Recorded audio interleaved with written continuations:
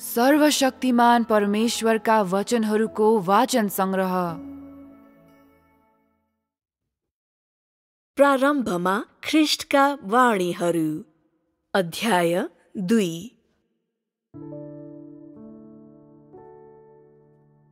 फिलाडेल्फियाको मण्डलीले आकार लिएको छ, जुन पूर्ण रूपमा परमेश्वरको अनुग्रह र कृपाले गर्दा भएको हो। असंख्यौं सन्तहरूका हृदयमा परमेश्वरप्रति प्रेम उत्पन्न हुँदछ, जो आफ्नो आत्मिक यात्रामा डगमगाउँदैनन्। तिनीहरू एकमात्र साँचो परमेश्वर देहधारी हुनुभएको छ। उहाँ ब्रह्माण्डका शिर हुनुहुन्छ, जसले सबै थोकलाई आज्ञा दिनुहुन्छ भन्ने आफ्नो विश्वासमा दृढ भई बस्छन्। यो पवित्र आत्माद्वारा गरिएको पुष्टि हो। यो पहाड जस्तै अटल छ र यो कहिल्यै पनि परिवर्तन हुँदैन। हे सर्वशक्तिमान परमेश्वर, आज तपाईँ नै हुनुहुन्छ, जसले हाम्रा आत्मिक आँखा खोलिदिनु भएको छ। अन्धालाई देख्ने, लङ्गडोलाई हिड्ने, कुष्ठरोगीलाई निको पार्नु भएको छ। तपाईँ नै हुनुहुन्छ, जसले स्वर्गको ढोका खोल्नु भएको छ, जसले हामीलाई आत्मिक क्षेत्रका रहस्यहरू बुझ्ने अनुमति दिनुभएको छ। तपाईँका पवित्र वचनहरूद्वारा व्याप्त भएर अनि हाम्रो मानवताबाट मुक्त पारेर, जुन शैतानद्वारा भ्रष्ट पारिएको थियो, अनुमान गर्न नसकिने तपाईँको काम र अनुमान गर्न नसकिने तपाईँको कृपा यस्तो छ। हामी तपाईँका साक्षीहरू हौं। तपाईँ लामो समयसम्म लुकेर नम्रतामा र चुपचाप रहनुभयो।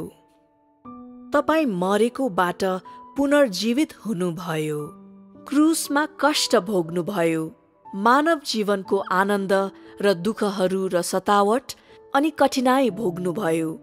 तपाईले मानवीय संसारको पीडा अनुभव गर्नुभएको छ र चाख्नु भएको छ, अनि तपाईलाई युगले त्यागिदिएको छ। देहधारी परमेश्वर स्वयं नै परमेश्वर हुनुहुन्छ। परमेश्वरको इच्छाको खातिर तपाईले हामीलाई गोबरको थुप्रोबाट मुक्त गर्नुभयो। तपाईको दाहिने हातले माथि तान्नुभयो र सित्तैमा तपाईको अनुग्रह दिनुभयो। कुनै पीडाहरू बाँकी नराखी तपाईले हामीभित्र आफ्नो जीवन ल्याउनुभयो। तपाईले आफ्नो रगत, पसिना र आँसुहरूले तिर्नु भएको दाम सन्तहरूमा स्पष्ट पारियो। हामी तपाईका पीडादायक कोशिशहरूका फल हौं। तपाईले तिर्नु भएका दाम हामी नै हौं। हे सर्वशक्तिमान परमेश्वर, तपाईको दया र कृपा, तपाईको धार्मिकता र प्रताप, तपाईको पवित्रता र नम्रताले गर्दा सबै मानिसहरू तपाईको अघि निहुरिनेछन् अनि सारा अनन्ततासम्म तपाईको आराधना गर्नेछन्। आज तपाईले सबै मण्डलीहरूलाई पूर्ण बनाउनु भएको छ। फिलाडेल्फियाको मण्डली अनि त्यसरी तपाईको 6000 वर्षको व्यवस्थापन योजना पूरा गर्नु भएको छ। सन्तहरूले आत्मामा जोडिएर अनि प्रेममा रहँदै पछ्याएर, फोहराको मुहानसँग जोडिएर आफैलाई नम्रतापूर्वक तपाईमा समर्पण गर्न सक्छन्। जीवनको जिउँदो पानी नरोकी बग्छ। मण्डलीमा भएको हिलो र फोहोर पानीलाई पखाल्छ र शुद्ध पार्दछ।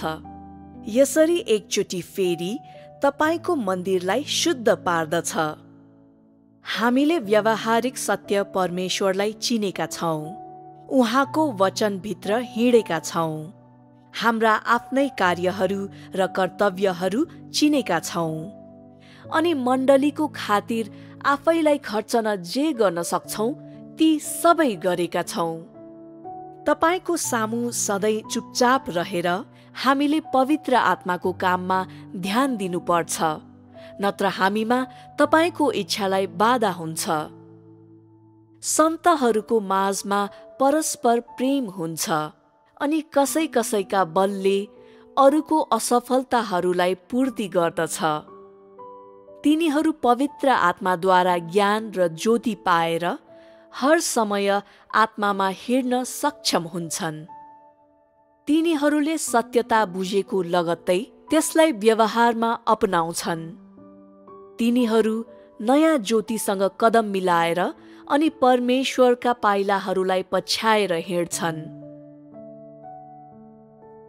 सक्रिय भएर परमेश्वरसँग सहकार्य गर।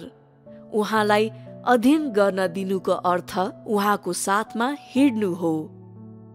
हाम्रा सबै धारणाहरू, विचारहरू, मन्तव्यहरू र सांसारिक अल्झोहरू धुवाँ जस्तो पातलो बतासमा हराउँछ।